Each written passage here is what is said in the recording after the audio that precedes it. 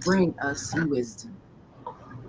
Woo! And rising, Dr. Debbie Green. Grand Rising. Hello, hello, everyone. How are you? How you doing, Naima? I I'm apologize for my fantastic. delay. Oh, well, yeah, you're always right on time. Yes, yes, yes, ma'am. Yes, ma'am. Well, it's a wonderful day here in Atlanta. A little overcast. I think we'll get a little rain. I call it liquid sunshine. And Liquid just a sunshine. little, yeah, liquid sunshine. Just a little. Wow. Yeah, we got a great lineup today. Just again, just really, whew, so much is going on at one time. When I come and I pick my topics of discussion, I'm like, okay, what's really going on behind the scenes? Behind the Hmm. scenes of life. What's really happening. And due to me, actually, where I work, in my career, I see things so up close and personal. So, Mm. it's just an opportunity to share, and to help prevent a lot of things if we could definitely focus on those things. So our topic today is a very interesting topic, because everyone does this.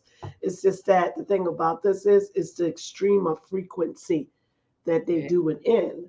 You yeah. see what I'm saying? So how do we deal with family drama without feeling guilty? You know Well, what I'm saying? Sometimes we got to be in it, but we don't always have to be in it. and we could have been conditioned from childhood to be the one who always tries to keep things together. And this happens, you find this, I'm sure you see this a lot in children of alcoholic parents, where Hmm. parents are dysfunctional. And so you learn to try to keep things together among dysfunctional adults. And if you're maybe that older child, or the child that has to keep some type of order in a dysfunctional household with adults who are dysfunctional, it's almost like you've been conditioned to be that person to try to manage the drama. And so you find yourself following that pattern for the rest of your life. Absolutely, absolutely. And that's just what it calls substance and addiction. And then you have so many other areas of narcissism. You have codependency, which begins to put a person in a position where they feel they can't leave, or feel they're obligated to leave, or feeling that they have to hold on or keep mothering or either fathering a child, or Adult. even a sibling. Even Yeah. a sibling. I've seen siblings hold on to each other and not let them live their lives because they're so codependent and dysfunctional. Yeah. When I suffer, y'all want you to suffer too. Where is that written? What kind of law is that? you You know, know, I think people feel it depends on what they were told while they were raised, that they're responsible for someone. And like we were talking right at the beginning of the show about, there tends to always be one in the family who didn't quite grow up, and everybody knows that that's the one who can't get themselves together. They show up on your doorstep once again. They've been kicked out of their apartment for whatever reason, and you take them into your home, but then they create dysfunction for your entire household. That sibling right. who, maybe that sibling was the one who didn't quite overcome. Maybe there was a divorce and they were the one who took it hardest, and they just never were able to recover, never able to grow up emotionally beyond the age they were when it happened. And so they just never were able to get it together, and somehow their life becomes everybody else's responsibility to Hmm. fix. And you can't fix someone who's broken. They have to fix themselves. But maybe you just Right. always feel obligated to step in and help anyway. And it creates dysfunction for your own life. It does. And we do it out of love. See, the thing about this is when the families get the most traumatized, is when they don't know how to handle a difficult family member any longer. Yeah. So what they do, because that family member might have burnt their bridges with Yes. their extended family, with the other family, because this person is dysfunctional. And I'm sure at some point, because we were all children, at some point they did not repair themselves, because people understand we have to do damage control daily. Damage Yeah. control have to be done daily, and the damage control is just what it is. You ask yourself, self, where in your life, habits, actions, responses, reactions, action, behavior, feelings, thinkings, all of those things, where in your life is it non-productive? You Mm, know, and when you do that on a daily basis, you say, well, Dr. Dan, why you got to do it every day? Because you're going to miss something if you don't, because we change from day to day, and we yes. are impacted from day to day by some kind of circumstance, some kind of situation, consequence, or repercussion.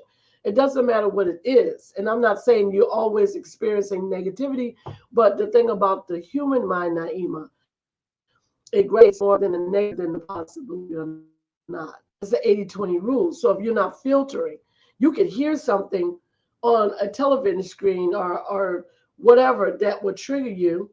You see what I'm saying? And the reason why you're triggered is because you have unsettled areas in your being that you have been ignoring, you have been denying, or maybe you are totally unaware of. Okay? So the thing about it, we all came from a family, did we not?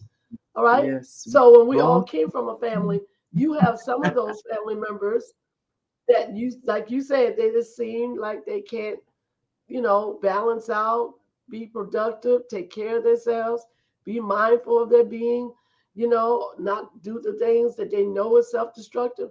That's because they have not rescued themselves, and they don't have no self-awareness. And because a lot of them have been caught in this cycle or recycling of the same habits over and over and over again. Now the subconscious mind is leading the life, not the conscious mind. The so conscious how mind can make decisions all the time. mm, so how do you differentiate between acting with love and compassion and enabling that person to continue their dysfunction? Because like you say, sometimes people feel guilt if they don't step in and help, and yet if they do help, they don't stop the pattern of behavior. And I think of a lot of people who may be homeless, and every time I see a homeless person, I think, well, where's their family? Why is their family not Right. helping them? And usually there's a reason. There's something in their behavior that makes it difficult for people to live with it. Right. And I used to be very judgmental of people's families who did not help them when they became homeless. And I think, well, what kind of a family would let you be out here in the cold like this? Or what kind of a family wouldn't, at least offer a couch to sleep on in it's wintertime? But there are things that person may be going through, whether it's mental illness or just uh, erratic behavior, that helping them wouldn't help them. So, but then of course, if you're compelled to help someone and they don't stop whatever it is that caused them to be at this state of dysfunction in their lives, how do you not feel guilty? How do you know when what you're doing is helpful, and how do you know when not helping would be harmful? Well, again, most people don't. And when you see, let me tell you something. A lot is many factors why a person will become homeless. You see what I'm saying? Some people just prefer not to be around family, or they may not have the support of the family, or Yeah. maybe they may have areas Yeah. where they don't think that nobody cares about them. They could also have a mental illness and go out into that area as well. So it's many factors. A lot of times what happens is that some of those people have burnt their bridges. They have, you know, been given, opportunities to come in, and then they end up from habits or behaviors that the family members may no longer could deal with them because of their dysfunctionality. You see what I'm saying? They may have been argumentative. They might have bad habits such as taking things that don't belong to them. They may, it's a lot of different reasons why a person will not be there for another individual. And it also depends on how this person is thinking of themselves as well. You know, what do I think of myself? Do I think that I'm not worthy of somebody's love? So maybe I'm self sabotaging. Maybe I feel that I'm a failure, so I don't need to be around anyone, even though everybody's trying to reach out to me. You know what I'm saying? I don't feel I'm worthy of their love. So that's Mm. another reason why a person would just remove themselves. So when we talk about family drama and family violence, is like, again, it's so many. It starts off as something looks so normal, but then it turns into something abnormal. So what went wrong in the family? What happened? We could blame society. If that, a lot of times most people point the finger at somebody else. But what is a family? First of all, let's start there. What does a family consist of? Most of the time we think it's a mother, father, and a child, or with extended family as brothers and sisters, uncles, aunts, grandmothers, and all these people, okay, that combine to be a family. But a family can also be a nuclear family, Naima. Nuclear family is not biological. You see what I'm saying? Well, people that come together with the same like and interests, the same mindset, and then start to create a family. And we've seen that too. It could be a person that did not have any family at all. Maybe they were an only child. All of their family may be, deceased. So now they marry another person that has an extended family. Now that person is a nuclear family to these other people. So look at it as a whole. So the thing about it is, a family is supposed to love, be supportive, and trust each other. But unfortunately, that's not the case in our society today. What they're doing, they're destroying each other. Yes. So that's when it gets very, very hard and horrendous to accept. What happened? How can one person, two people, how many people will get so angry, so disgruntled, so full of hate, where they want to destroy their own family? Well, one time I observed a family of a friend of mine. Um, the mother had somehow pitted all of the siblings against themselves with kind of a competition kind of a thing, like, well, she's smarter than you, or she's prettier than you, or just somehow all the siblings grew up enemies of each other. And then when the mother passed away, they were all still enemies. And this one hating that one, well, uh mom paid for his college and didn't pay for mine, or all this kind of thing. So one of them, got into some trouble, needed help. um I think became ill, and nobody would take that person into their home. And so the person lost their home. And I was feeling kind of bad, because I'm listening to my friend explain the drama of how their family grew up, and how there was all this acrimony between all of the siblings, and no one felt compelled to help the one sibling that was going through an illness, lost his apartment. um, Marriage fell apart. Well, I don't think he ever married the woman who was mother of his children, and they broke up, and he ended up, out on the streets, and was struggling to try to get into some kind of a nursing home. And I was just observing as an outsider, but my thought was, how does a person create such dysfunction among siblings who are going to grow up and be adults? And I think about that movie Soul Food, when the mother, the matriarch, was saying, we got to be like a fist, we stick together, with like one hand. And I looked at this family Right. and saw that it was just the opposite, and the way they had been raised. And I'm wondering if that's something generational, whereas you don't learn the principles of unity as a family. And so you don't know how to create it in your own children. And so they don't know how to create it in their children. And I was even observing what was happening, even the generation of those who were enemies of themselves, their children were not friends to each other, and their children were kind of in a competitive kind of relationship. And I'm thinking this has got to be something learned, where you don't learn how to create a functional family. And so your children don't learn how to create a functional family, so their children don't learn how to create a functional family.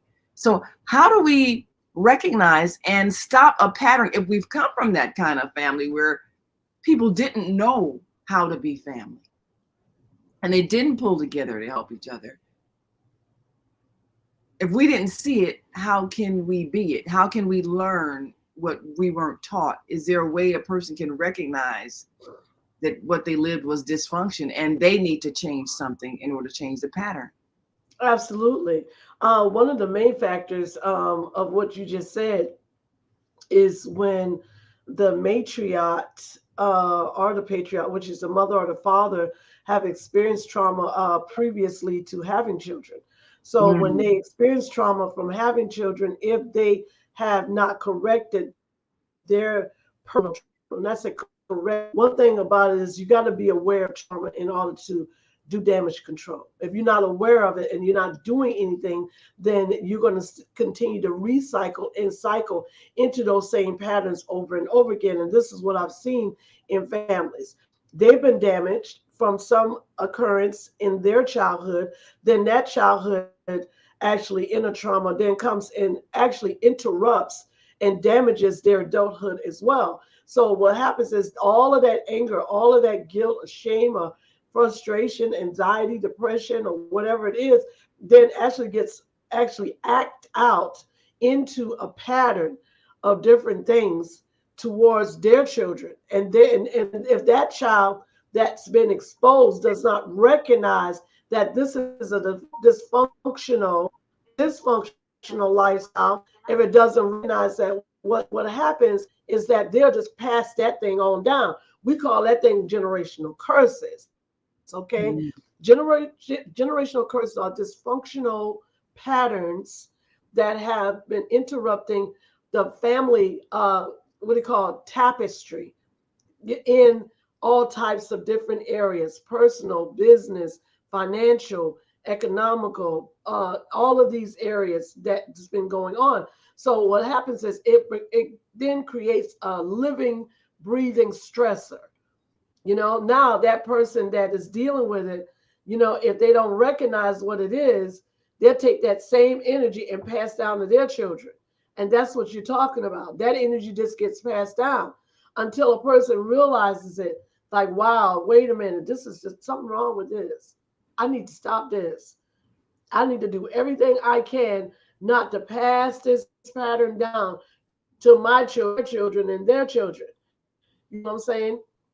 So, mhm, we have to be very careful of the patterns that we give our energies to, and then allow ourselves to see the truth and nothing but the truth, because that's the only way we're going to be free from these ongoing damaged areas of other people and other people. So it's amazing how that happens, because the thing about it is all my clients and most of my patients, even at the hospital, have gone through the same processes. I just spoke to one of my clients, a new client I just got. She was saying to me that her sisters, she had two sisters, all of the sisters have lost sons to violence. Now, what you think about that? wow. All of the sisters, including herself, have lost a child to violence. They That's got shot, questionable. they got killed. So, we ask ourselves, "Yeah, what's going on with that? How can, Yeah. well, again, these are things that have been passed down. And, if I'm sure if we did a research, Naima, and looked all the way back, even to the mother, you see what I'm saying? I asked her how her mother and her father was and how did they treat her and how they treat each other. They were very dysfunctional. The father was an alcoholic, and every time he drank, he attacked his mother, his excuse me, he attacked his wife and the children. You see what I'm Mm. saying? So again, if we look past him, I guarantee you'll see the same pattern. So what's really going on in the world? We are being affected by generational curses. We'll be affected by generational energies that if you are not paying attention, if you're not doing something, you can deny it, you can act like it's not there. You're going to pass that thing down into your descendants, into your descendants. And that's the reason why a lot of people right now are just really festering at the highest levels of anger, frustration, anxiety, even mental illness. Because mental illness is also something that's passed down. Alcoholism, substance abuse, addiction is a gene. Alcohol is a gene behind that. That's a dysfunction that is also passed down. So look what I'm gonna tell you what's happening, the damage behind this. We have damaged adult children, damaged adult children. The damaged lives of the child's life is now living through the adult life. Mm. I think that is so significant that we're addressing this, because as I listen to everybody talk about the distress over violence and pointing fingers of blame at everybody outside of themselves, the violence we're experiencing is coming out of the homes, and it's Correct. coming out of the people in the homes because it's happening in the homes. And that's where it originates.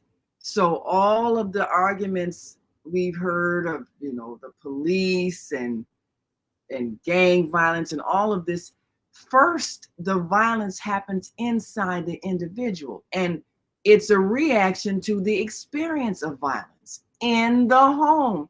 And I know a lot of people would feel better if they could blame some outside force or some outside group, but really, where does the anger originate? In it, you can experience something, but it only moves you to rage if there was already rage inside of you. And where was that rage first planted?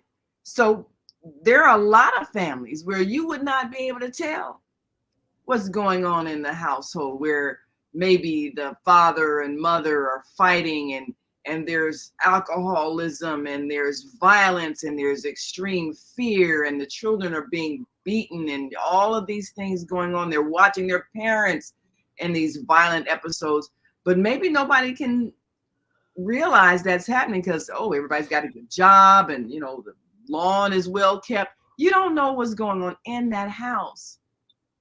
So when behavior happens among the children, everybody's looking at somewhere else to blame. But when you've got patterns where everybody's child somehow gets involved with, a violent encounter or, a violent situation and ends up shot and dead, and I am not blaming the victim. I'm saying that there really are no victims. We create the conditions that we experience by Yes, the energy yes, that we're carrying. And if we cannot be honest about our dysfunctional families, we cannot fix the problem at the root where it first originated, in the home. And I'm exactly, not saying that, exactly. never happens where the nice college student, honor It student happens everywhere. It's no exception. get shot and that sort of thing. But where is that? What happened to that person who brought the violence? Where did that originate from? So when it's happening somewhere, it ends up spreading everywhere. And we got to fix it where it's broken, in the home. Absolutely. Yeah, yeah. And I That's where think it begins. that's where it begins. And Hmm. we got to take a break. But of course, we want you all to call in 515-605-9325 and press 1 when you're ready to speak, because all of us are affected by the dysfunctions, even when it's personal family dysfunction. That family brings its dysfunction out of the house and into the rest of the world, and we Yes. experience it. And that's what we're experiencing now. And if you're on our switchboard now and have a thought you'd like to share, press 1. We'll open your mic So we'll And be if right you're on YouTube, back. please like Absolutely. our and subscribe to Yes. our channel. Thank you so much. Like and subscribe at Soulful Solutions on YouTube, and like and share on Facebook, Soulful Solutions. And if you'd like to join us visually, go to Soulful Solutions on Facebook or YouTube. And of course, write in your comments and we can share them with our listening and viewing audience. And we'll be right back after this quick break. So stay with us.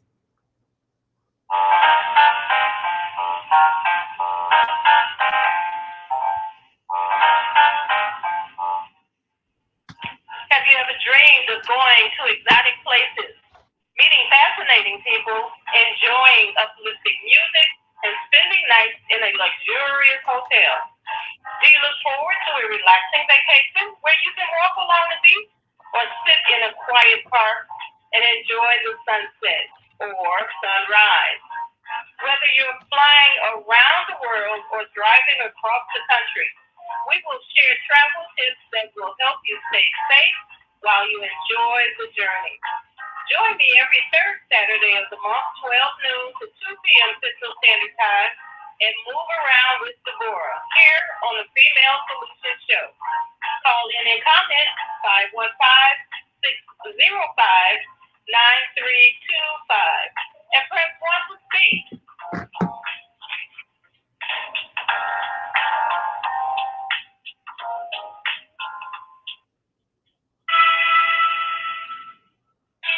Hey, it's time to take charge of your health. I'm Bianca, your holistic life coach, and every Friday morning at 8 a.m. Eastern Daylight Time, I'm here on the Female Solution to empower you to make choices that will assist your evolution to abundant health. I'm also blogging every Sunday evening at 8 p.m. Eastern Daylight Time at Soul Purpose Healing, where I bring you a spiritual chiropractic adjustment to bring you back into alignment with our Creator's love, compassion, and wisdom.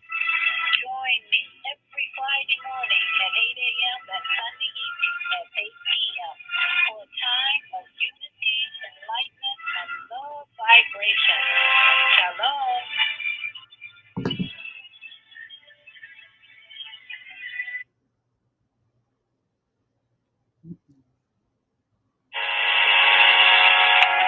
What if you could live to be 120 years old and remain active, healthy, alert, and vibrant? Our bodies are made up of cells that are constantly rejuvenating. So if we take proper care of ourselves, we can literally defy aging. Join us every Tuesday from 7 a.m. to 9 a.m. Central Standard Time to learn about self-care from Tucson Essentials on the Female Solution Blog Talk Radio Show. Learn how to help your body and yourself feel rejuvenated each day through proper nutrition, sleep, frequency medicine, and many unconventional methods of self-care. I'm Jody Susan. Join me and my amazing guests by calling in at 515-605-9325 and press 1 to speak. We'll help you achieve a breakthrough in your health today.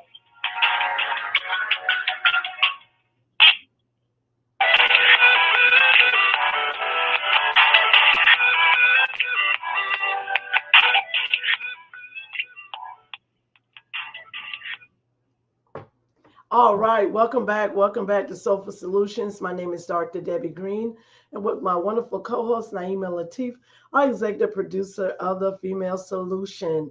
And again, our topic today is how do we deal with family drama without guilty emotions? But most of all, how do we deal with family violence? I mean, that we are experiencing on the highest levels, under gun violence. Gun violence with family violence right now is at its highest level it's ever been. It actually from 2020, it actually raised from it was like 19% up to 37% of gun violence, and that's just gun violence. That doesn't have anything to do with the domestic areas, because domestic violence is not just with a woman and a man; it is with family as well. We got family domestic violence. So again, these particular, areas of our systems, we are experiencing, And the thing about this is, I think if when every person can look at themselves, independently and repair, I think that's when life could be much better. But again, no one's watching. Yes. No one's watching themselves, and no, they're only thinking of the have-nots, not the haves. Like, I don't have this. Nobody loves me. Nobody cares about me. You know, all of the have-nots, all of the Mm. dysfunction. Again, we gravitate mentally 80-20, 80% negatively, 20% positively. This doesn't shock me that the brain would do that. It's because the thing about this is, it's not that hate is greater than love, because it's not. It is just not. What I'm saying is so much with the frustration and the agitation, so, until people again train themselves and their nervous systems to keep responding off of the same thing. They recycle over and over again. Like a person that will sit there and worry about something, they'll worry about and obsess about and ruminate about, and they become that thing that they dread the most, Yeah. because they're over indulged into it. So, the goal is to have an understanding. Okay, what am I doing in my life? How am I treating my children? How what am I giving out to the world? You know, is that something I need to be aware of? And I'm not saying it's all one person's fault. No, it's a this is a world thing. This is a people's thing. Well, I mean, everybody contributes something. So the thing is to know, well, what part am I playing in this family drama? yeah, Because we might be that person who's creating the drama just by being the one who maybe spreads the gossip or talks about people behind their back or gets people upset at somebody. But so and so said this about you. So and so did that.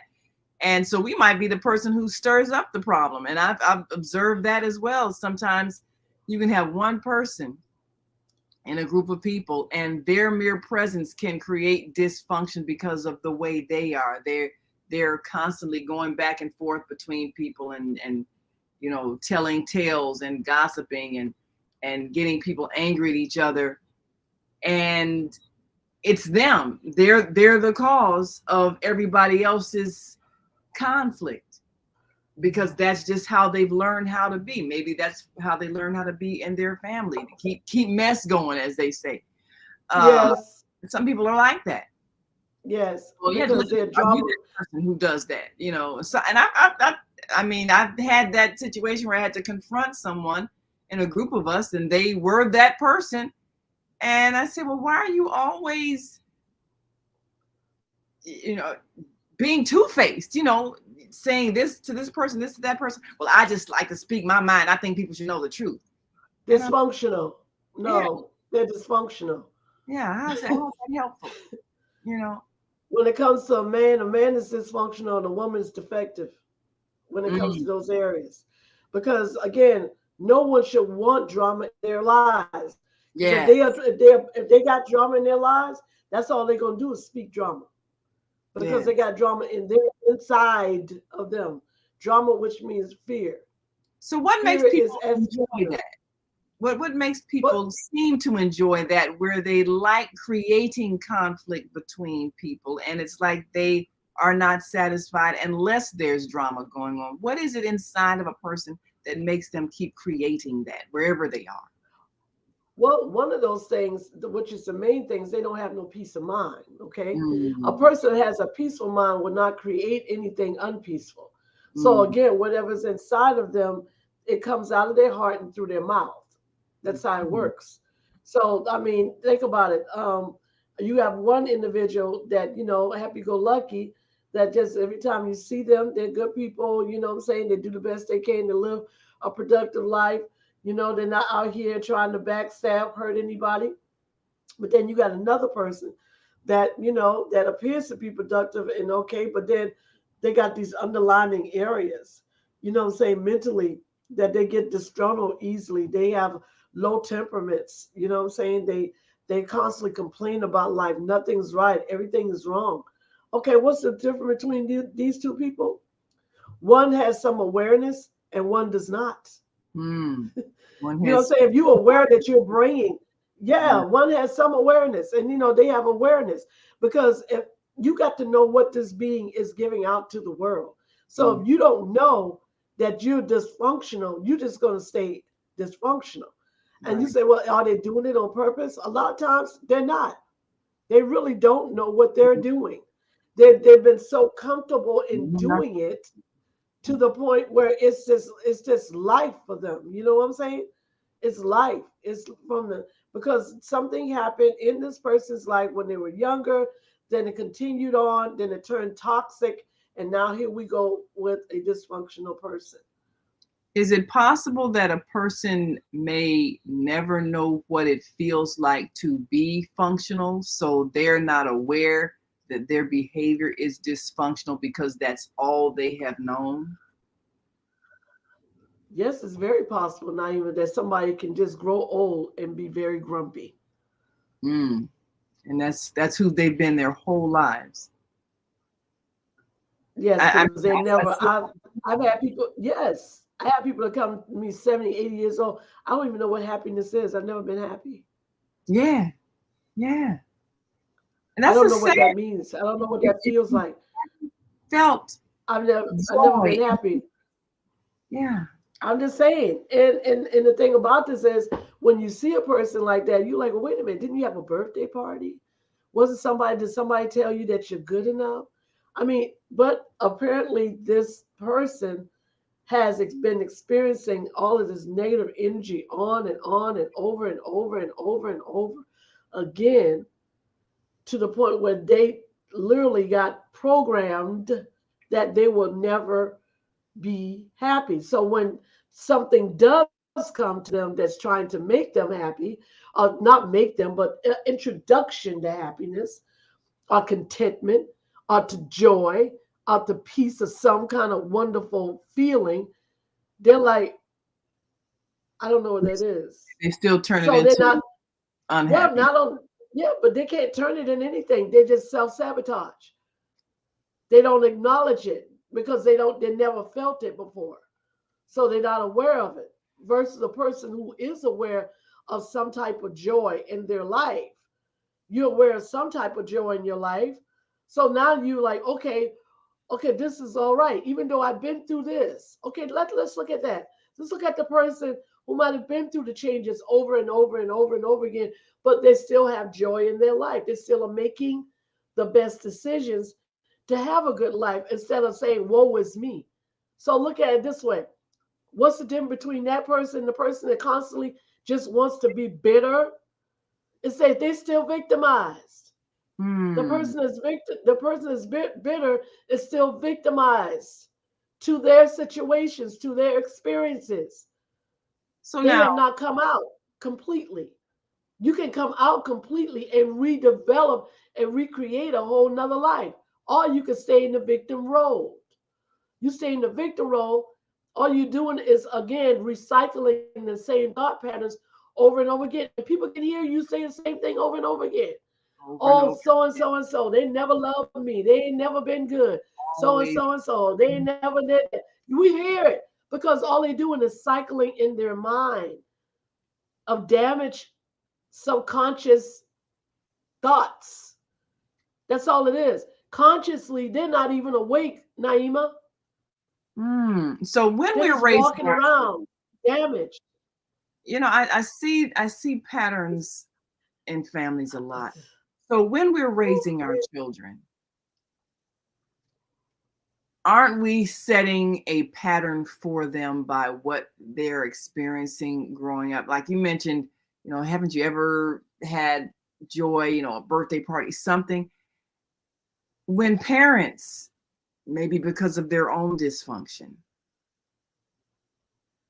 only use criticism and anger as a response to a child, aren't they setting that child on a path of dysfunction because they truly don't have a memory of ever being at peace, being in a state of joy, being accepted. They don't have a memory of that because the parents, maybe because of whatever parenting philosophy they have, maybe they were very harsh, uh, very demanding, very critical. And so they literally never created any joy in the household. There was maybe always fear of punishment or fear of ridicule. And so maybe this person as a child never really experienced what joy feels like, what it feels like to be calm and peaceful. Maybe they always had that anxiety because there was always criticism. There was always fear of violence that's going to happen either between the parents or from the parents to the children, that kind of household. So doesn't that set a person on a path of recreating that in their lives unless they recognize that that's what has happened to them? Right, and we call that the inner child syndrome. Yes, it's a inner child trauma. Okay, again, that's what that is. But through the inner child trauma, if a person is not aware that they are still living these lives, living this thought, living this action through their adult life, then they're going to continue to live that. You see what I'm saying? That's why one should examine oneself daily.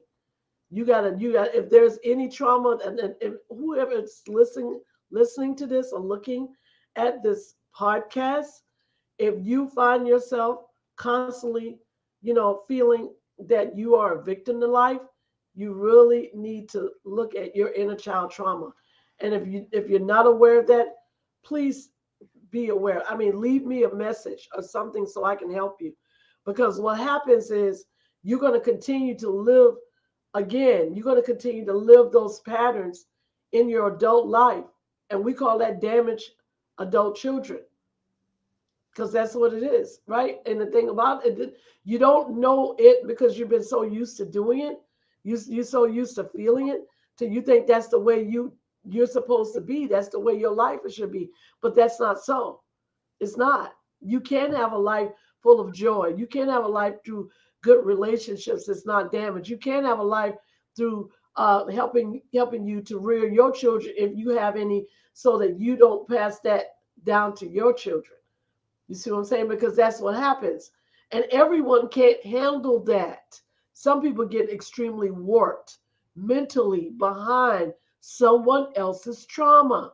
Mm. They don't know how to handle it. They become self-inflicted wounds, which is that they start to turn on themselves, you know? And when you start turning on yourself, you self-defeat, you self-sabotage, and you slowly self-destruct. That's what suicide ideation comes from. You see what I'm Mm. saying? When you get to that lowest area in your being where you don't want to live any longer because you're in so much pain, because you're looking at life as, oh, I can't this one, do this, I can't do that. Every you may be in school for your children. You see what I'm saying? All of these, and doing a job. Some people are adults and still being bullied by their loved Ye- ones. Okay, we Yes. didn't even talk about that Yeah. yet. No, I'm serious. This is it's so toxic, Naima.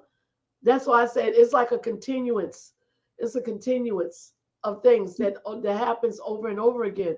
So we go into those areas. So the reflect or the result, as I would say, of when this does get to its highest level of severity, again, that's when people start self-destructing.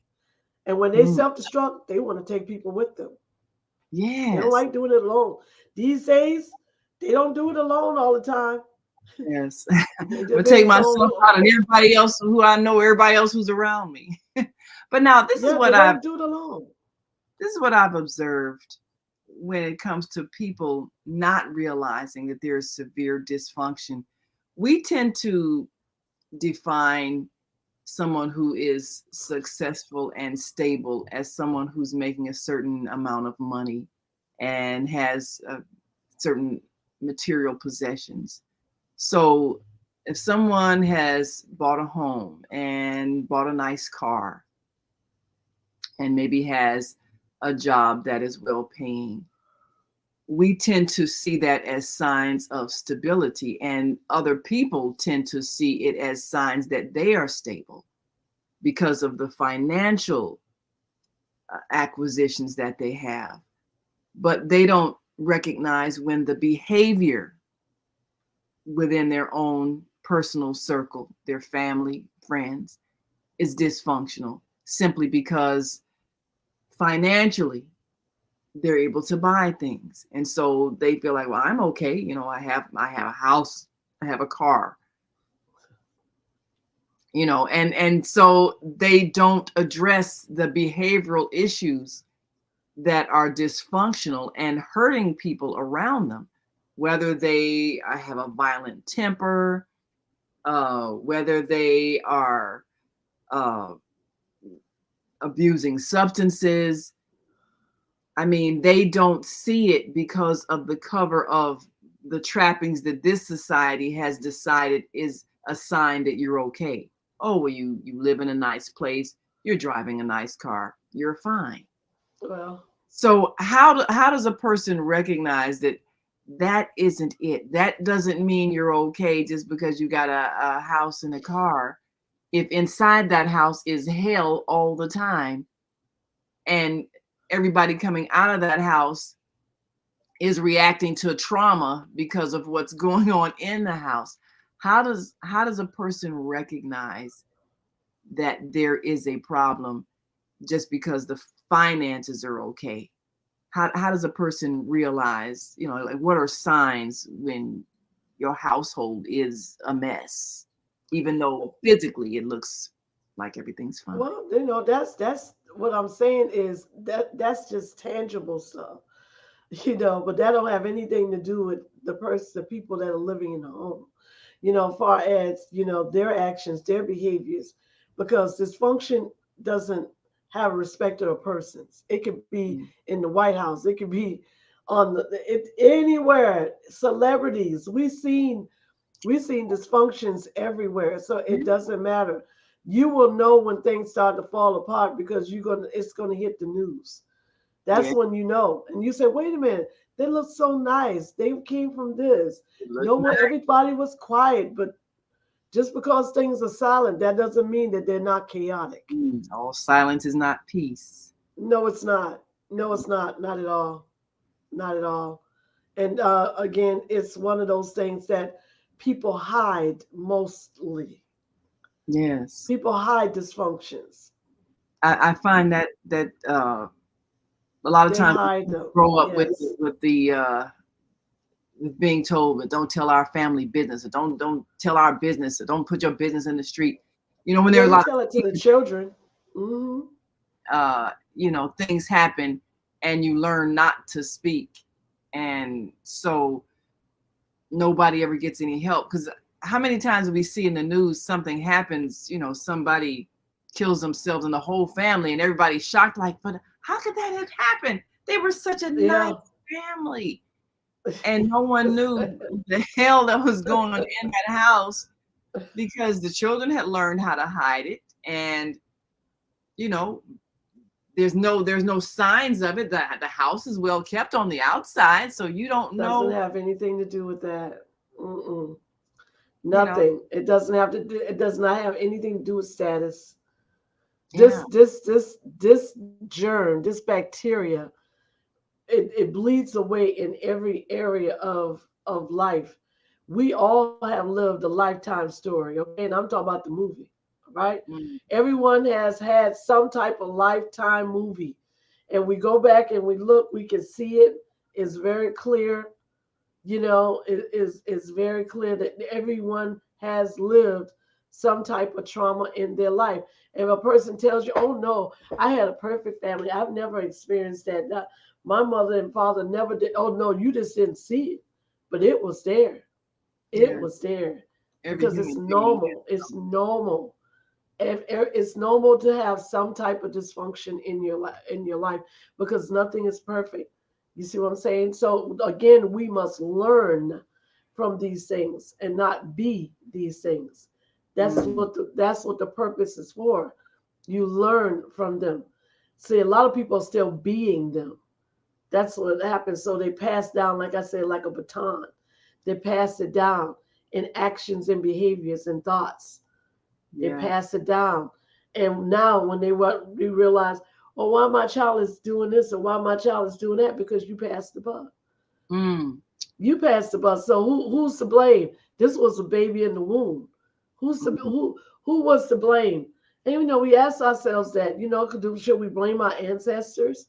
So we bring our dysfunctional ancestors that even all the way back, to slavery time, from all the way down, because we all arrived here from someone. There's no such thing. If you think you just arrived here off of you was a bad, what was you? How did your mother and their mother and their mother and their mother? No, you arrived here from someone. Someone lived on this earth that you may live now. Okay? So And what they all had their own down? dysfunction. Yes. The only way to do it, the only way to see it is examine it. You look at your life, look at your life independently before you even had kids, and you say, look at your parents' lives and your grandmother's lives, and you will open your eyes and you shall see. You will see it all right there, and it will let you know. And you say, maybe you may even know some of the patterns that you may have picked up, because we've all picked up patterns, and it doesn't have to all. Some of those patterns are good patterns, and some of those patterns are dysfunctional and they don't serve you any longer, Well, which that's the means thing. People don't know the difference. We got to take a break, but when we come back, I want to give you a list, a couple of things that people experience, a list. and you can tell me each thing if that is normal and healthy behavior in a household, or is it dysfunctional? Gotcha. You know, because there are a lot of things that we do just because it's been passed down, and we think that's normal, and we think that we're okay, and we're not. So we'll talk about it with Dr. Deb when we come back. And if you're on our switchboard now, and you've got a question, feel free to press one. We'll come to you and open your mic and get your thoughts. And we will be right back after this break. So stay with us.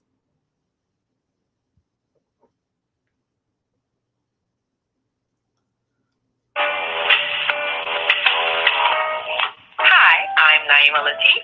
Join me and my co-host Kareem Hamid every Wednesday morning, 7 a.m. to 9 a.m. on the Female Solution Radio Show, as we explore that relationship that is the foundation for our society, the relationship between men and women, husbands and wives. Join our discussion as we seek to repair broken family ties and rebuild our community. Listen online at www.blogtalkradio.com/the-female-solution. Call in and comment 515-605-9325. Press 1 to speak to our host. Or you can join us live on Facebook at www.facebook.com/the-female-solution.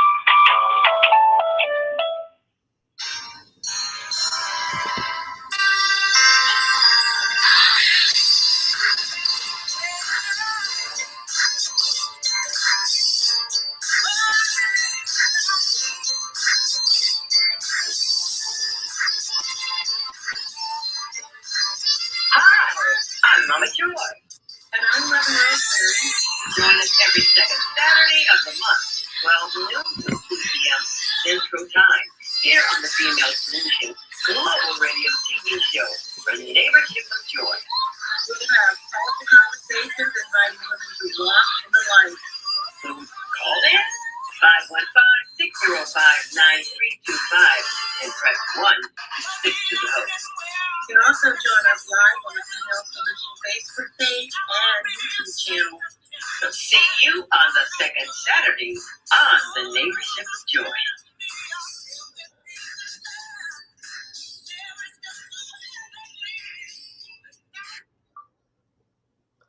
All right. Welcome back to Soulful Solution. I believe There it is. Yes, yes, yes. So what's those lists you talking about, Naima? Well, number one, Oh my goodness, how many do you have? I'll just name five. Uh, Oh, okay. five things that happen in households that children have experienced and saw as normal because that was the way they were raised. So, number one, every day you have anxiety as a child because when your parents come home from work, if you have not done your homework or not done your chores, you're going to get a whipping. And they believe in those ritual beatings where you go outside and take a branch off the tree and strip it so they can make a whip out of it in order to beat you. And this is the anxiety with which you live because your parents tend to be very strict. And if there's something that you've forgotten to do or not done well, you know that whipping is coming.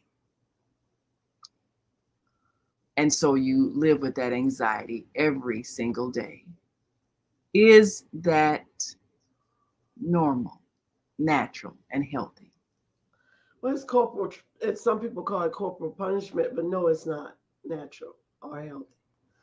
It's not because it's the anticipation of the conflict or the whooping, as you would say, that puts that person in anxiety. Now, it should be another way of handling that. I don't think children need to be whooped for things on a regular basis. Most children have a lot of intellect. It's all about how you approach them.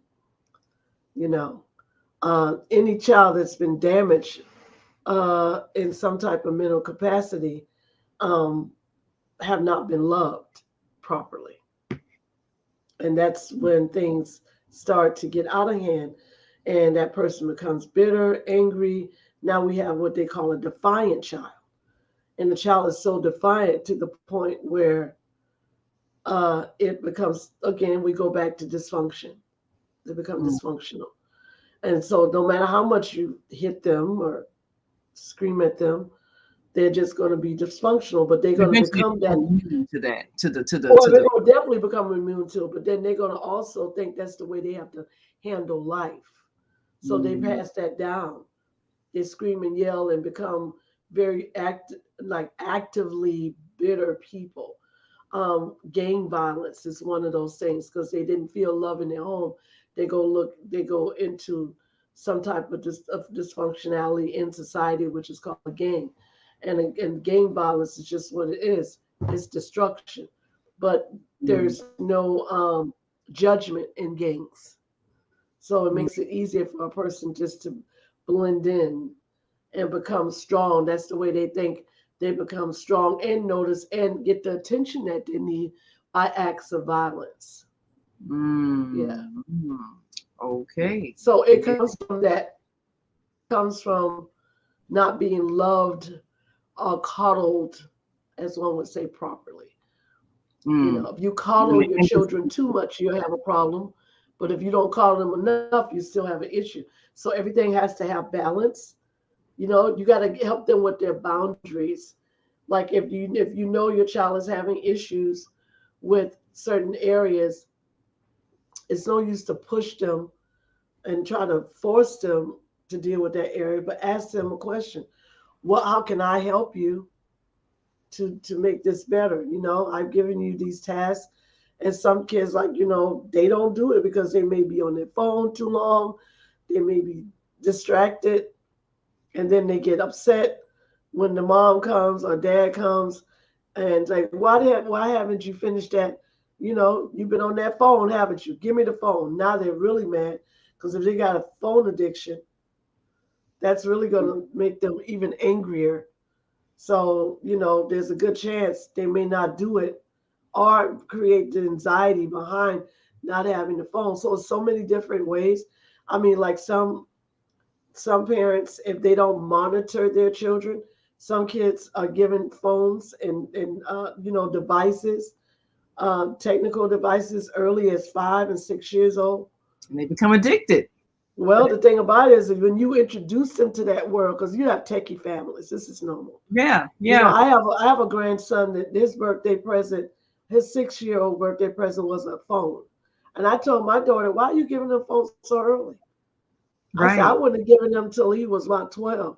But that's just, but see, this is a different change. My daughter didn't get a phone until she was 12 years old. You see what I'm Hmm. saying? Because when they're in grade school, you want to correspond with them, but you don't want them to be interrupted. And that's what's happening now. The kids are giving these phones too early in life, and because of the technology of the parents, it's technology of the parents now. They don't know they're giving a child a device in their hand. Okay, they can put parental control on that device, but when that phone starts to become an issue, now you got to put the phone down. But you gave them the phone in the first place, Right. so they Well, used to argue about it. That's yeah, what I don't you understand about parents. You're gonna give them something, and then you're gonna argue about it when you can't take it from them. well, anytime you have a tool without the wisdom of how to use it, then it Yes. becomes a weapon that ends up being part of your demise. I mean, that's like anything, it's like adults when they are given something that they don't have the capacity to know how to use wisely.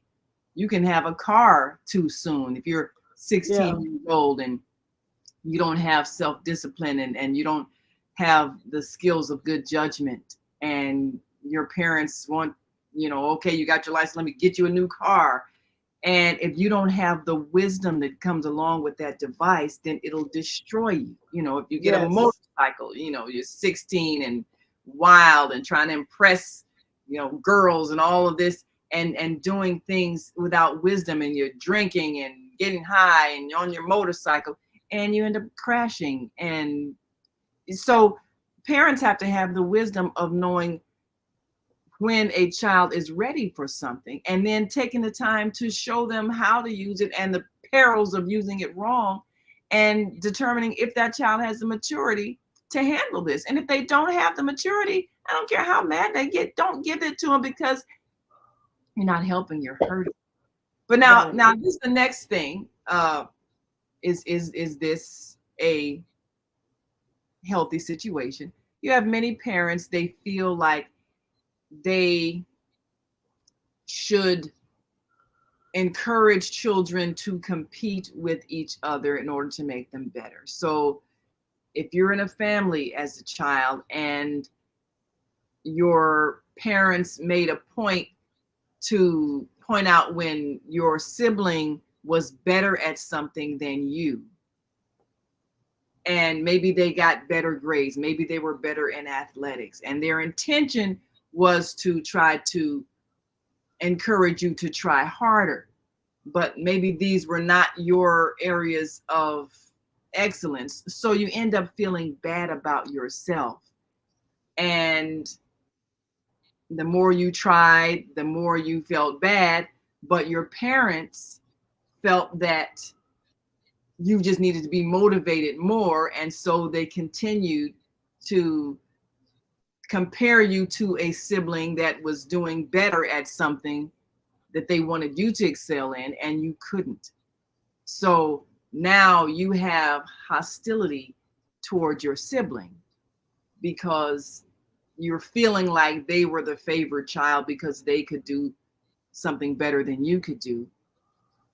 And that's affecting your self-esteem. But Right. this is what your parents use to try to motivate you. Is that a normal, healthy environment?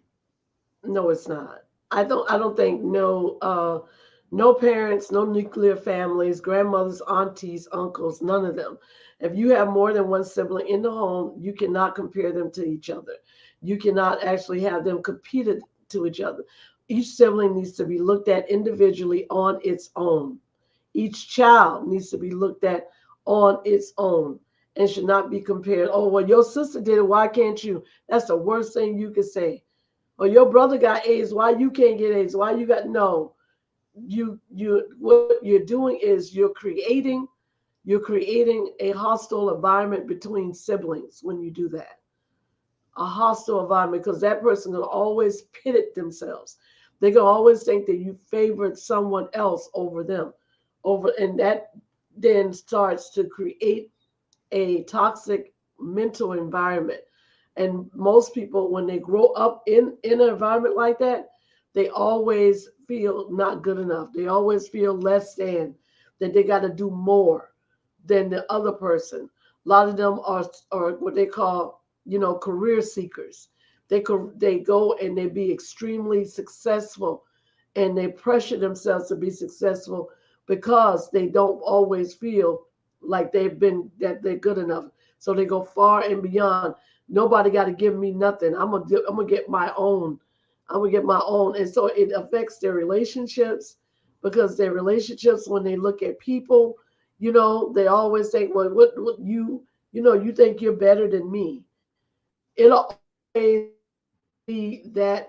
So you can't pit it those siblings between each other. That's unhealthy. Each child should have its own life pattern in families.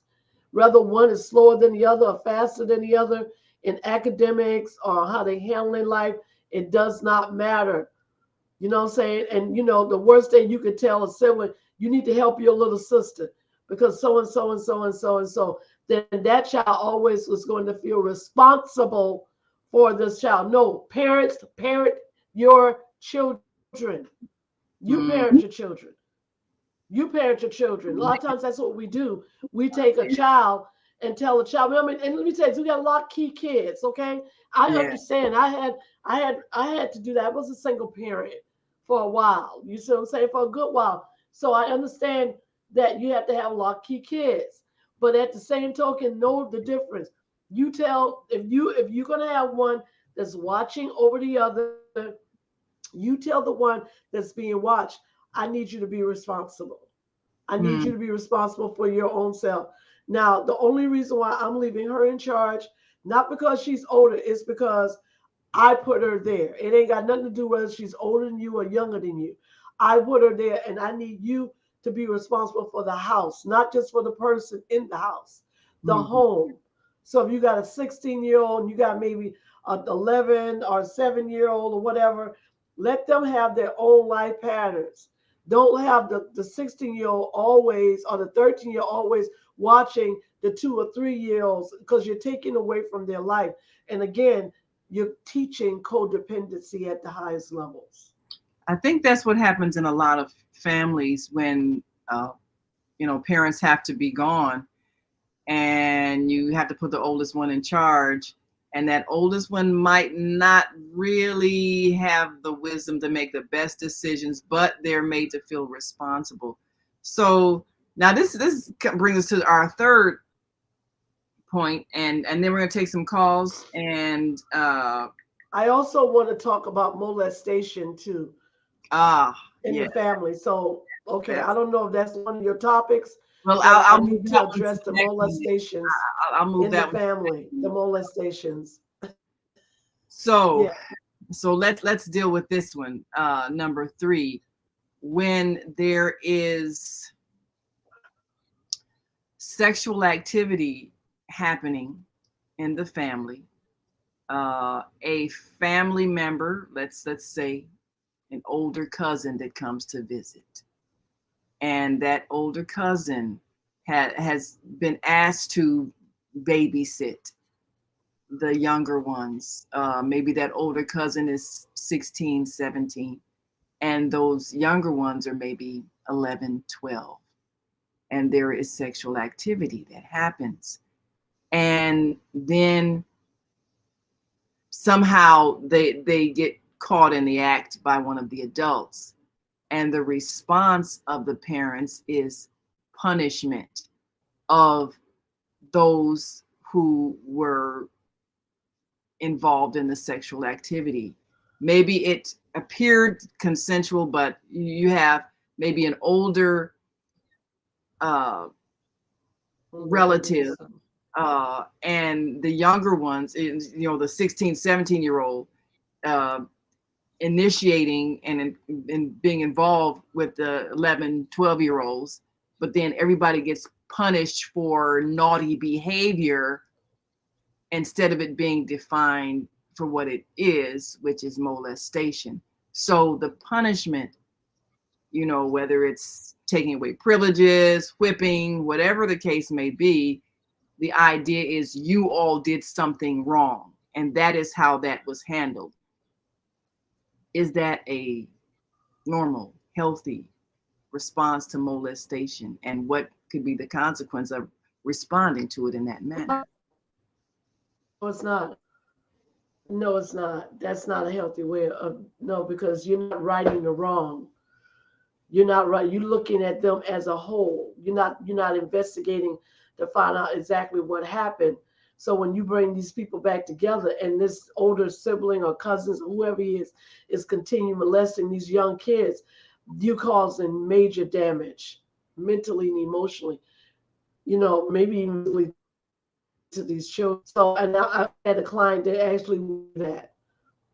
I've had them to happen. That has happened on more than one occasion with the same type of same group of children or whatever on more than one occasion, and it affected her whole entire life. And every time she would try to tell an adult, this person touched me the wrong way or whatever the case may be, they tried to, they minimized it. Oh no, you did Mm, you mistaken. That didn't happen. You know what I'm saying? What are you talking about? They didn't even take her seriously. And it went mm, on for a whole year. It went on for a mm. whole year. And so she thought it was her fault. She because they didn't acknowledge her. She thought it Wow. was her fault. She thought she was doing something wrong. And she was.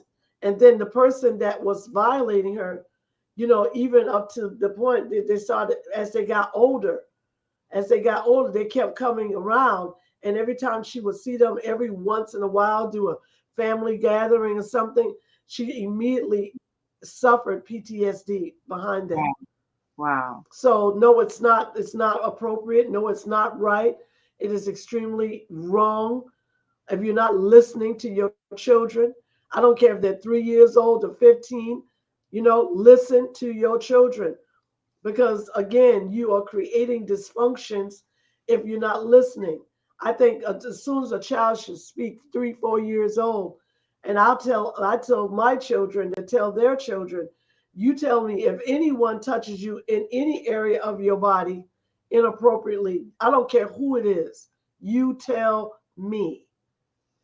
You Mm, tell someone adult, but you tell me especially, you know mm. which means tell your parents. And if you got a parent that can't see and can't understand, because brothers have touched sisters and Yes. molested each other. You see Yes. what I'm saying? This is Yes. real. Yeah. I've This known is friends where that's real. happened. I've And seen even, that incest. yeah. Incest. So that being said, don't just think that it's not happening. Examine it, investigate, find out, and don't put them all in one place to ask them the question. That's the worst thing you could do is pit Right. one against the You other. know, Do it right. separately. Take them Yeah. Yeah. outside the family, which means when I say outside the family, which is outside the house, have a stranger, somebody that they don't know, ask them because they're not going to tell it all the time to people that they know because they Especially if feel you're afraid. right. Yeah, they feel Especially if you're afraid. punishment or blame, you know. Yeah, but they might have been threatened by whoever the perpetrator was. If you tell, I'm gonna tell you lied, I'm gonna beat you up, I'm gonna do this, I'm gonna do that. Mm, You don't know what was told. You see what I'm saying? Because we know that this happens. People touch people inappropriately, and they have no rights to their bodies. But this right. is real. So molestation is real. Is real in incest in families. And again, this is damaging. This is damaging when someone experiences this, in an early age. It damages their life. It damages their relationships. A lot of it is not spoke about. because Mhm. families don't address it and has not addressed it for years and years. That my uncle, my brother, my father, my mother, touched me and did something to me that was inappropriate.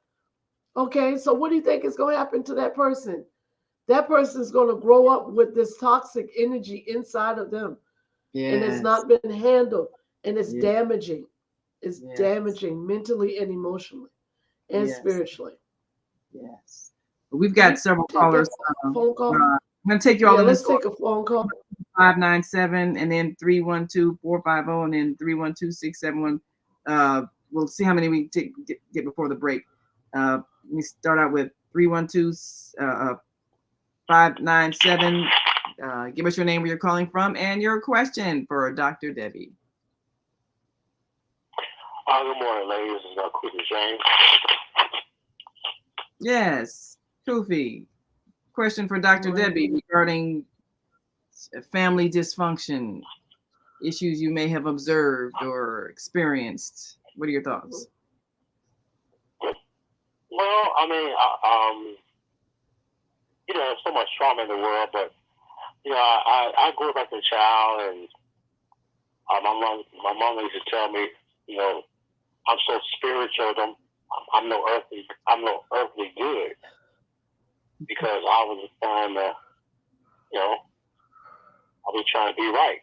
I'm lucky I haven't been molested or raped or anything like that, but coming into the world, I noticed that, people have issues and everything. And one of my favorite toys that I always look back to was you ever heard of Humpty Dumpty? Yeah, I remember that. Yes. Yeah. Where it comes in pieces.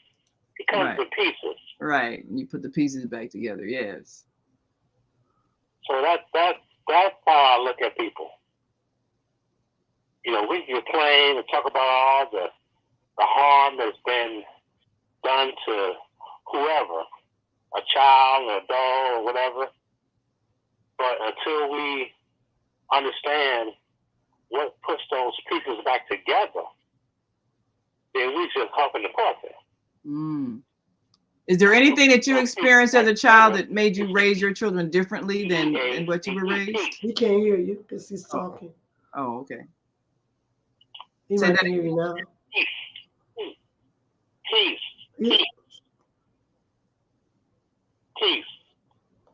Mm-hmm. You have peace. You have everything. And one of the best things you have on this earth is life. You have life. You have life. You find peace, happiness, whatever. We all got issues, but you're here. You have life. You have peace. Ain't nobody break me down. Ain't nobody talk about me. Can't nobody do it. Because I got, you know what? You know why? Because I have peace in me, inside me. No, that's where it starts. That's where it starts. Can't nobody affect me. Can't nobody affect me. And so, if whatever you've gone through, seek peace. Mm. So one last thing before we take the next caller, is there anything? We sharing. Yes. So Kofi, before we break down. He can't hear you because he's too busy talking. Before we take the next caller, I got to. Is there anything that you experienced as a child that made you choose to raise your children differently so they can have that inner peace? Noticing the generational curse that we had, lack of fathers. I was blessed to have twins, a boy and a girl, a male and a female with a virgin. I'm a blessed man. Okay? Mm-hmm. And I'm just living my journey. That's just what happened to me. And it just, I can't even explain it. Mm-hmm. The joy I have. Well, that's a good thing. And so, we have to realize that, you got to just enjoy the ride. You got to enjoy the journey. Absolutely. I'm not more blessed than anybody else, but I'm blessed within myself, and I blame it on my peace. Well, we're glad we're glad you're bringing peace. We're gonna take another caller before we get to a break. Thank you so much for bringing peace and sharing the peace that comes as a result of inner peace. Everybody can't recognize peace, so absolutely. That's a good thing. Absolutely. Area code 312-450. Introduce yourself to our listening and viewing audience and give us your question or comment for Dr. Debbie. Hello, can you guys hear me okay? Yes, we can. Okay, God bless you this morning. This is Sister Darva. I just wanted to say to you guys that I was listening to you, and I do, want to say this, that I am the middle child of the family, but most people think I'm the only child, or either the baby of the family, the youngest, but I'm not the middle child, but I'm the one that brought all the peace. I have 6 sisters that is over me, but I have 5 underneath me. Wow. But I'm the middle child, and yes, and so it was 12 of us, and 12 is a very powerful number. When I look at the Joseph brothers, I'm more like a Joseph. That's what I was in the family. Yeah, Amen. I have that spirit of Joseph on me, and so I'm the one that always brought the peace in the family. I'm the one that my aunts and uncles wanted me to live with them. I'm the one that I was sick more than anybody because I got hit by a car 5, and the devil tried to kill me. But God replaced that with a pastor that was a pastor ended up driving a car that hit me. And so I stayed there, and that's when I began to, God began to speak with me when I was about 7, because I stayed in the hospital. But that was the way of God showing me that the Holy Spirit was raising me up and training me up instead of my family. But I do look at what you guys are saying, because I got older sisters that said the other older sister, I should have went to California, not her. But she was the oldest, so the oldest always have to take care of the family. That's just the tradition with Black people. The oldest people, siblings, always take care of the younger siblings, babysitting or giving them ready and things of that sort. Because I was the middle child, but I had 4 sisters underneath me. So I am the one that has to take the responsibility of getting them ready for school, teaching them, training them, and grooming them to be who they are. And so the middle child is more like the one that gets overlooked, but the middle child also can be looked upon from the older siblings and the younger siblings. But in my opinion, I was talking about this just the other day, the baby of the family, because I dated men that were baby boys, and they were mama boys. The men that I dated or married to, they were mama boys. So I didn't like that in the marriage, because I'm your wife. But it don't matter. The mama is still going to do what they're going to do with their baby boys. I believe that girls are more closer to their daddy to the girls really mean a lot, and so do mama boys. And I believe that girls have a better relationship with their father than their mother. And I believe that the sons have a better relationship with their mother than the father. I use those scenarios because I've been included in all those, and I know about all those because I have 2 daughters and 2 sons, 10 years apart. And the older one said, "Well, Mom, you treated my younger brother and sister, and you didn't let them get away with a lot of other things." I don't think that we do that. I think that we know that they're young, they're babies to us, they're our younger siblings or children.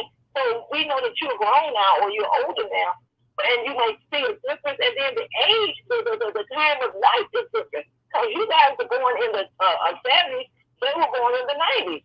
So you're not going to be the same way. It's a 10-year difference, and that's what people don't understand. But I do see what people are saying, but it does apply to the family or to the mother and father. Just like the mother might give the sons more attention than the daughters, and the father to do the same. But I do think that some parents might get things confused. And what I say about the parents that do control their children, and when they become adults, I don't like that. I don't like that because some of the men that I dated, their mother would kiss them in their mouth when we were visiting Mom. And I was like, "Oh no, do you kiss my husband in his mouth?" And they would say, "But this is my son." I always let my son like that. So some things I don't tolerate, stuff like kissing in the mouth, hugging. Well, not hugging, but kissing and being in, the mother getting involved or the father. in the marriages and stuff like that. I don't like that. But as far as all the siblings are concerned, I think that people do need to treat them all the same, as Dr. Debbie was saying, that all of us should not make a difference. None of them. We should all be treated the same. But what I will say this too, Dr. Debbie and the other ladies, I don't like blended family. I don't think God wanted blended families. You might not agree and find a scripture that said it's okay, which it was. But I think blended families, I don't think people would treat their children better than your children or the same, than their children. I just don't believe in step parents. I know it happens, but I don't believe it because you're not going to treat that person better than your own child. In my opinion. Now, I may be wrong. I just don't feel in my spirit. So I have stepdads and stuff like that, but my family said, my uncle, I'm going to let you go. My uncle said it was 9 of them. They said, we all agree as children, if something happens to dad, which is my grandmother, grandfather, we're not going to let no step person come and raise us. I said, really? She's all right. 9 aunts and uncles, no other person's going to come in and do what my mother or my father did. They're going to have to sit seated until we get grown. Well, that's a choice. That's a choice that people make, but I think it depends individually on how you can handle blended families, and everybody has different levels of maturity. Well, Deborah, we got to go to a break, but thank you for sharing. And it's something that you mentioned that I want to address, which is the fourth issue, which has to do with being different in the way you parent the different genders of children. We'll talk about that when we come back from break. Thank you so much, Deborah. We appreciate you. Thank you for sharing. And we'll be right back after this quick break. So stay with us. Oh, man. God sent the monthly sun bill today. This sunlight is really expensive, especially during this season. I'll probably have to work overtime to pay it. Well, you better pay it on time. We don't want the sun to go out and we're sitting up here all day in the dark. Wouldn't it be terrible if God charged us for sunlight? Well, thank God, the light and heat from the sun is free. So why are we paying such high bills for the energy we use in our homes? Because we don't know how to use solar energy, the free energy from the sun. You can convert your regular home to a solar energy home and save tremendously on your electric bill. Take a look at your electric. Wouldn't you like to reduce or possibly even eliminate that cost altogether? Let one of our solar consultants show you how. Call today, 312-849-3456, and schedule a free consultation. That's 312-849-3456.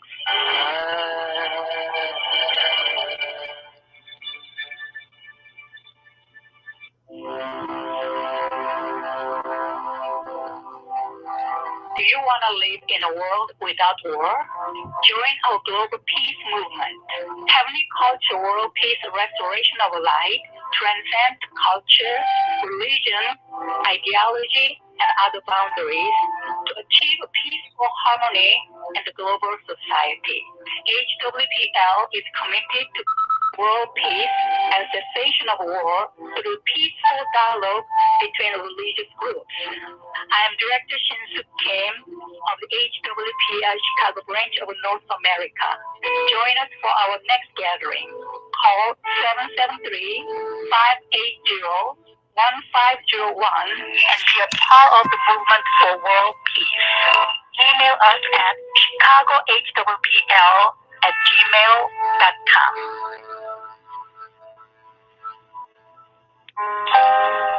We have an opportunity to transform the whole global society in the next 50 years. 50 years from now, the earth will be populated by a new generation of adults, many of whom are yet unborn. Our mission is to nurture them in childhood with love, guidance, and protection, and to raise them in healthy, happy families. If we impart values of compassion, generosity, and respect for fellow human beings in the next generation of children, they will create a world where people can live together in peace. This is our goal. Be a part of the transformation. Get your copy of the book, The Female Solution. Go to www.naimalatif.com. That's www.naimalatif.com.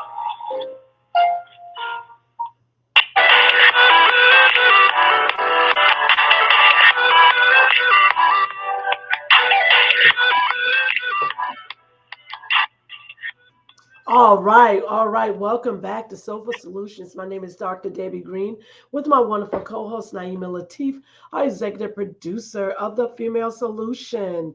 All right. I just need to address this really quick. Mhm. When Darva and also Kofi James that gave a comment, and I truly appreciate both of you for calling in because everyone has a different view, and I love to hear those views. So the first thing I want to say really quick, dealing with the peace factor that Kufi has, he spoke something very profound. He said his mother said he was there. He said you're too. What he said, you're so much spiritual, you're no earthly Spirit. good. Yeah. And the thing Yeah. about that is that what that's saying to me is just from what she might have saw in him. And I mean, this is just my opinion. This is not etched in stone. You know what I'm saying? What that was saying that you look at it from a different point of view than most people do. Like you say, I have peace. But how is if a person that never experienced peace before, how would they recognize peace? How have they always lived in a state of torment or a state of dysfunction or defectiveness or always had someone that, always constantly, just told them what they were not? So, again, everyone doesn't have that opportunity to have the peace that surpasses all understanding. Yes, it is a choice, sir. I absolutely agree with you. It is a choice. But then, even with peace, you got to have balance. You got to know when there's not so much peaceful days and when there is a peaceful day. You have to have balance even in your peace, because no one can have all positives and no negatives. If that was the case, then the battery will be no good to us. Okay, Yeah. thank you for hearing that. Okay, the second part I also want to address with Sister Darva. Again, thank you so much for coming on to let us know your views, because I think that's very important that you came from a huge family, was the middle child. Middle children are usually the most the ones that thrive, because you're the one that have to bring balance. That's why God created you in the middle. So that's understood. But I mean, you also said something I want to also address about nuclear families. Nuclear families such as stepmothers, stepfathers, or whatever the case may be. You know what I'm saying? Because sometimes, to be honest with you, my sister, a stepfather, a stepmother treat a child better than a biological mother or biological father. I've seen that. I've seen it in many, many circumstances. I mean, in the whole of things, yes, we as biological families are supposed to treat our children and our loved ones with the best of care,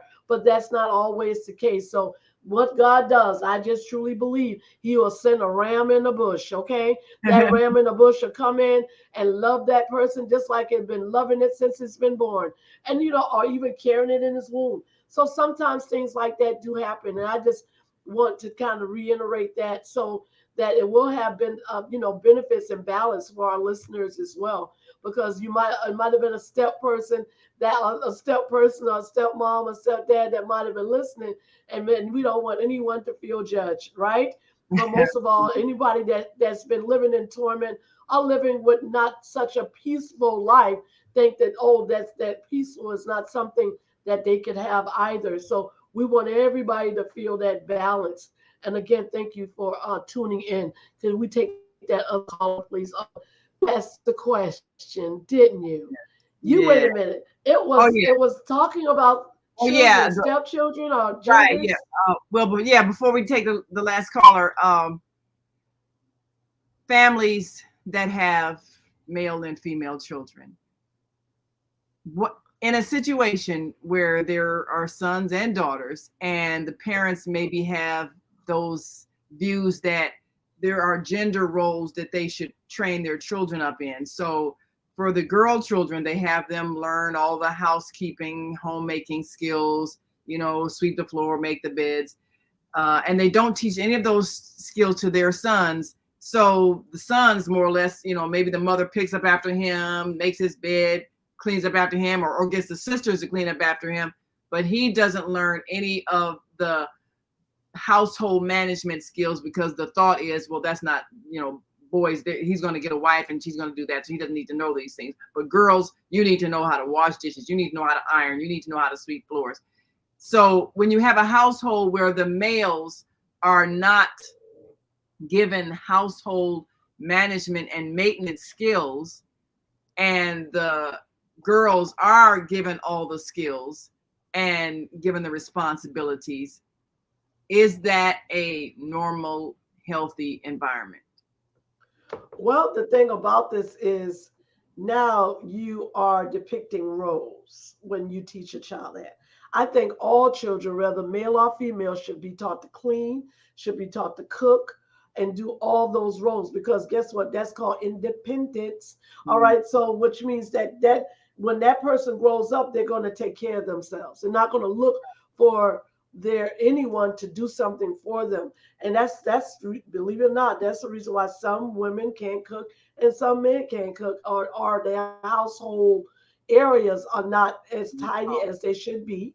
It's because they were not taught that in the home. You see what I'm saying? And even you say, wait a minute, yes, I did teach my kids. They're just lazy. They just don't want to do it. Well, how did you teach them? Did you make it a fun game or did yeah. you command it or demand it? If you make it a game is just like that. It comes with reprise, it comes with praise, and it also comes with reward. Yeah, Prize, it's with fun. praise, and reward. If you teach it as a game, like, hey, guess what? Let's play this game called. All right, okay, guess what you're going to get? I'm going to put this list down. I got these little stars, and I'm going to put a star by your name. Now, for some reason, if you don't get a star, then guess what? You don't get to go to Dave and Buster's. Okay, there's so many different ways that you can make things fun instead of making a demand, a command, or so you have to go back and forth with your kids constantly saying what you're Mhm. not doing. But I think again that we as people should teach our children how to do everything. Multitaskful children have multitaskful lives and not That's, be pivoted. Oh, you got to wash the dishes because you're a female, or you have to rake the yard because you're a boy. yeah. No, everybody need to They do gotta do everything around the house, in whatever. I teach them how to wash clothes.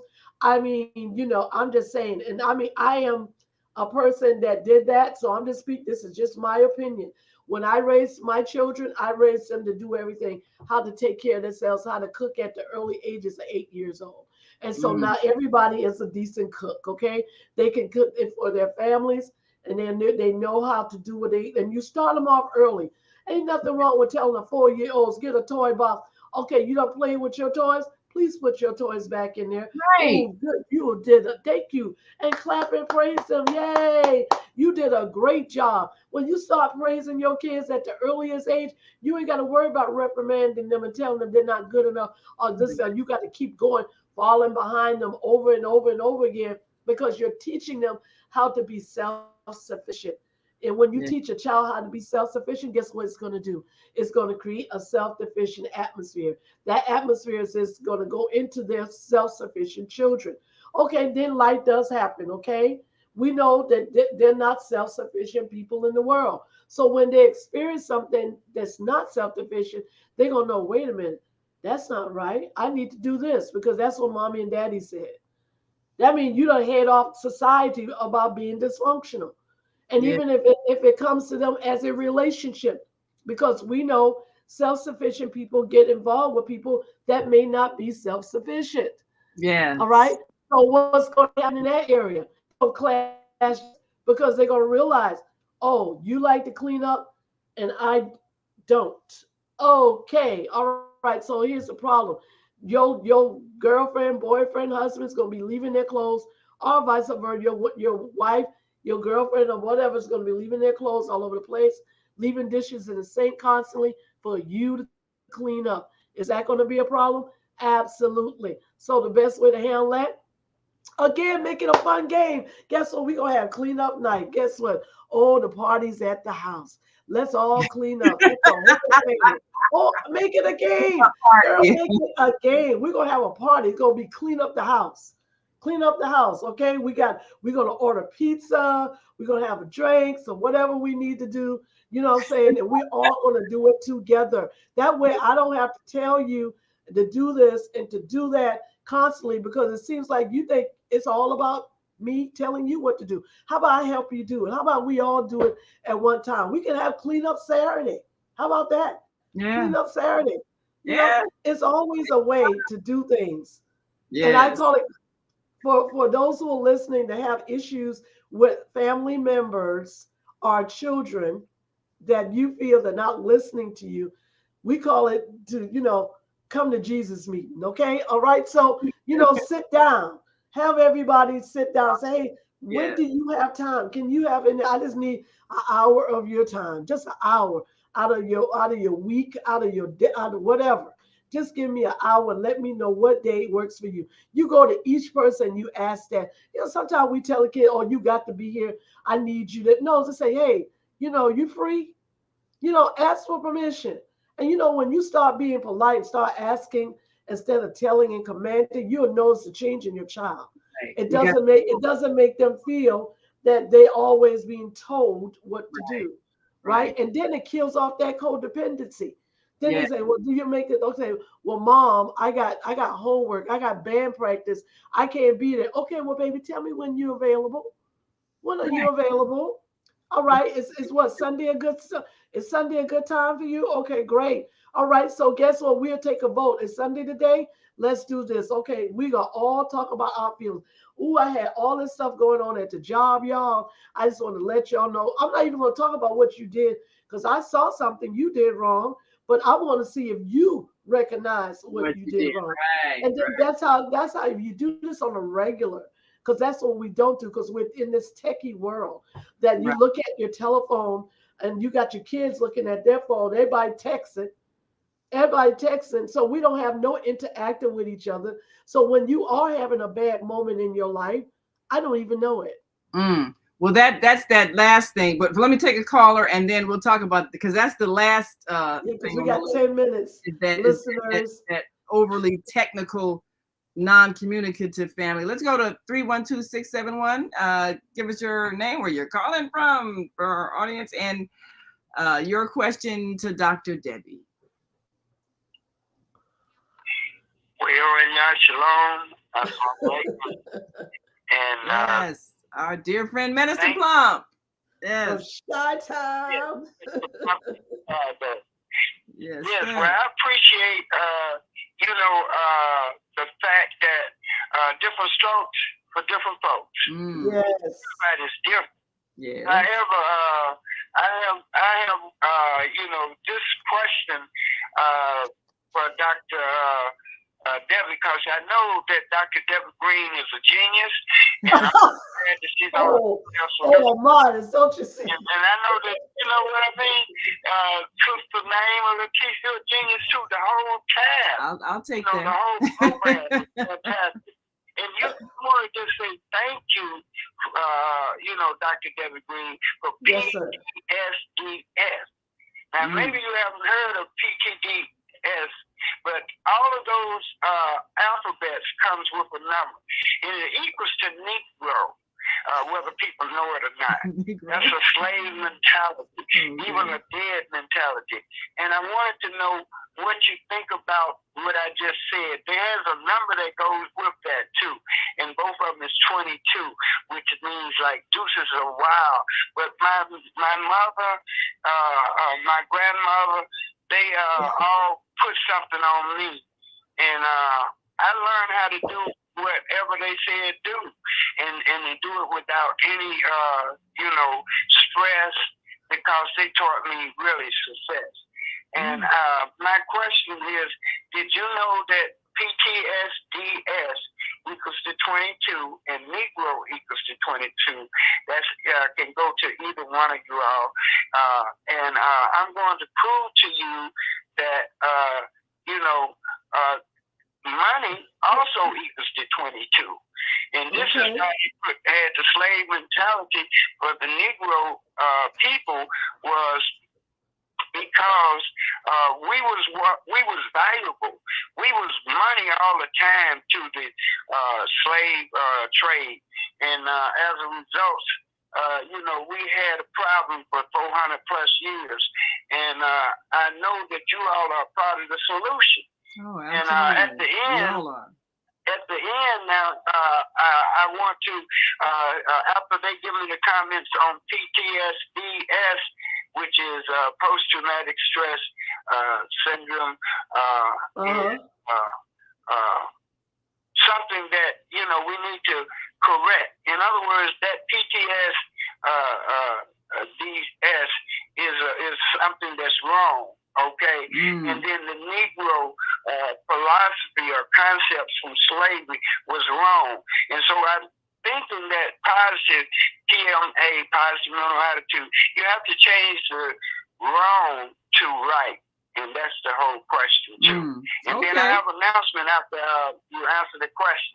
Okay, we'll hold that thought, and we'll answer that question. You know, I've even heard PTSD spoken of as post-traumatic slave disorder by people who are talking about the trauma of the slave experience.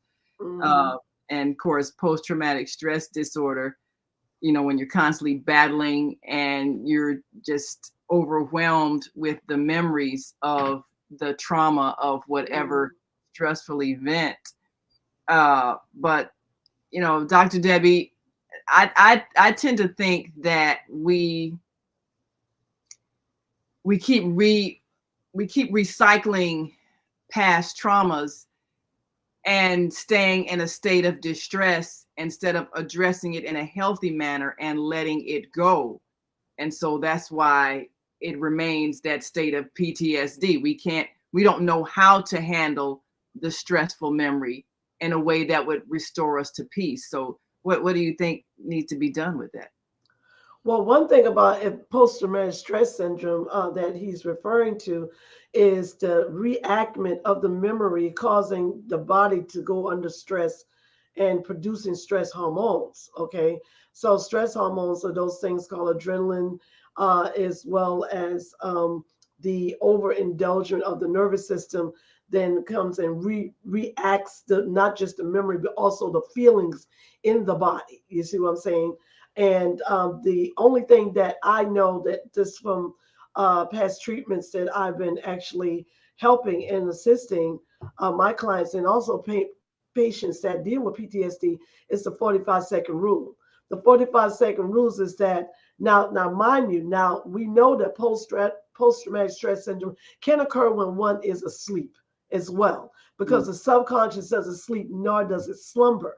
You see what I'm saying? So actively, if your eyes are wide open and you're having what they call a daymare, because that's what that means. When you're having a daymare, then immediately your body starts to feel it before your mind starts to think it, because it's a very close knitted type of thing. So actively, the 45-second rule is immediately upon feeling those actions, you have to shift your mind. The best thing to do is alter the mind as quickly as possible through the senses. I don't care, it's holding a piece of ice in the middle of your hand. If you are awake, you hold that ice in your hand, and then when that thought hits your mind, you immediately focus on the ice. When you focus on the ice, because you can't help but focus on it, because you're going to feel something. You're going to feel the pain sensation or the discomfort in your hand from holding the ice, and the brain is then shift into feeling that sensation, then to actually go back into that daymare. It cuts it off, it blocks it. And you do this on an everyday level, every time you experience this, you are redirecting the brain. You're redirecting the brain. So I'm just saying, you do that with the ice, or you can use a rubber band or something, pop yourself, but ice is the most effective, you know, because it really demands your attention immediately. And as you do that, you'll know that you're redirecting the brain, and then there's going to be times that you're not going to have to do it. The brain will redirect itself when you do it on a regular basis, such as at least, you know, I would say if you have 21 times that you were triggered, you keep doing it within a 21-day radius every time that you are triggered. And that's when the brain will redirect itself, because it just needs a new pathway. It needs a new network. Now, some psychologists or psychologists may not agree with me. They think PTSD is permanent, but I'm just telling you what I've worked with clients and I've seen them, and they did that pattern and they noticed less occurrence of triggers versus multiple trigger times. Well, that certainly makes sense. Well, I know we're about to wrap up now. Just one quick question, this last point on the list, which was something that's very common. if everybody in the family is always on their phone, no one speaks to each other, even at meal times, everybody's into their electronics, and there is no conversation in the household, is that a healthy, normal atmosphere? No, it's not. I Mm. guess all the questions you ever asked me, no, No. it is not, because it takes away from the relationship bond of the Mm. family.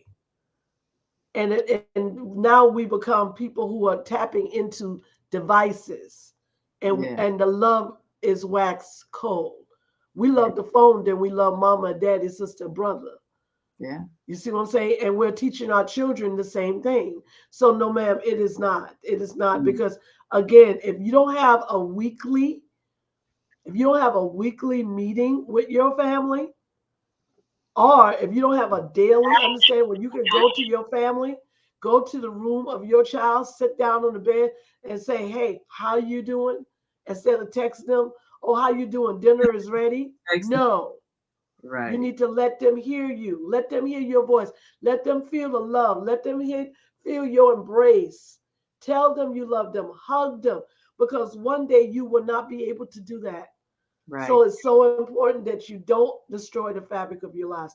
Thank you, YouTube, for watching this channel. Please subscribe and keep us posted. We are here every Thursday with some wonderful knowledge. I know a million things are happening on YouTube, but this is one that definitely is needed. Thank you, Naima, for always being there. You know, say I don't tell you thank you all, but you are just a joy to me. Thank you, Facebook, for watching.